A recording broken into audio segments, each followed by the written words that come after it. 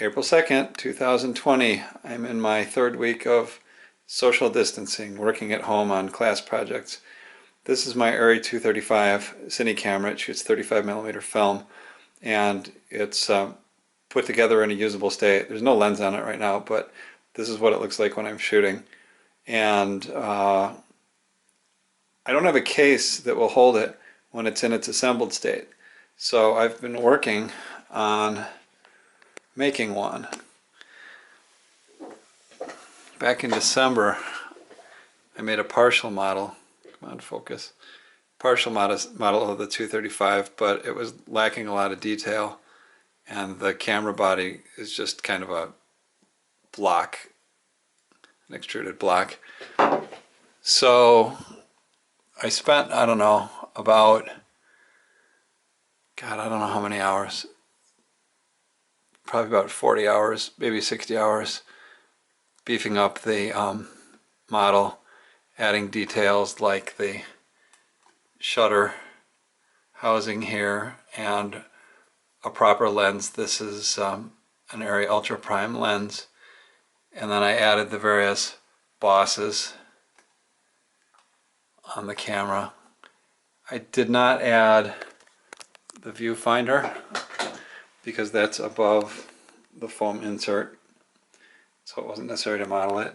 And I also did not include the IVR, the integrated video tap.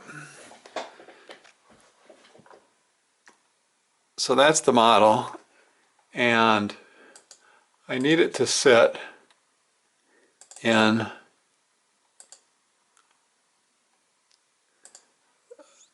a box.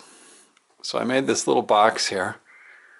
It's, the inside dimensions are 28 by 13, and it's got McMaster car handles on the ends, and you can see there's slot and tab joints on the edges.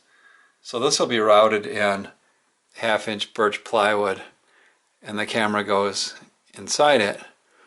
But so I need a piece of foam with a negative image of the camera in it. And let's see here. So this is a partial body. This is the part of the camera that needs to sit in the foam.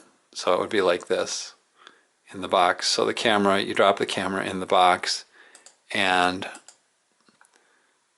the part that is the part that's showing there is submerged in the foam.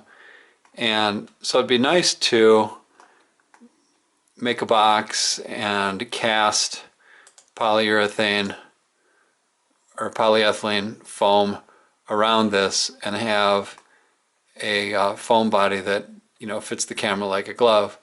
But that's not really practical. Printing this thing out would cost about $900 full size, and so that's too expensive to make a mold.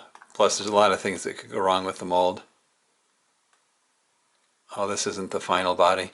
So you see here there's still some protrusions that are sticking out here, and as this is dropped into the foam, they'd hit the foam. But anyhow, I subsequently cleaned it up.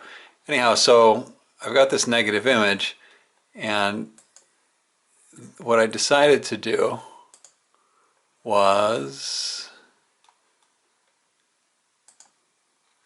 this. I dipped the negative image into a solid block and made a cavity. That's not, why am I hearing screaming? That's not super difficult to do. But then you can see there's these blue lines here. So what I've done is I've sliced, there you go, I've sliced the foam in about 20 places, and so you can kind of see the detail there. And then for each slice, you might be able to see the black line there. For each slice, I'm making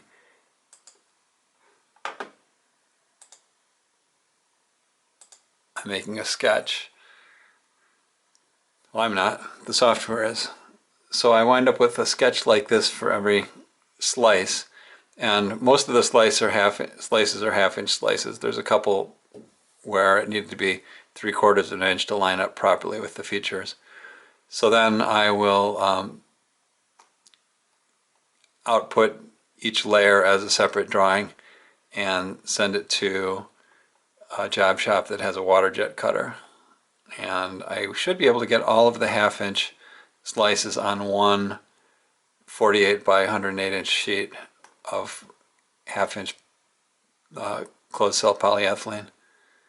So the trick was lining up the layers with the features. There's going to be a little bit of play between the side of the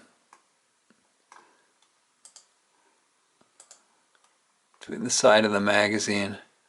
So this layer here will be cut from this line up, so it'll have this much play. Oops, I don't know if you can see my mouse. This much play. Anyhow, it's a little tricky. I'm going to have to hand cut some additional blocks to stick in there to shore things up a little bit. But whoa, I guess it'll be okay. There's a better view of the sketch. Anyhow, this has taken an enormous amount of time, but I think it'll be worth it because I will have a good grab and go setup for my camera, whatever you want to call it.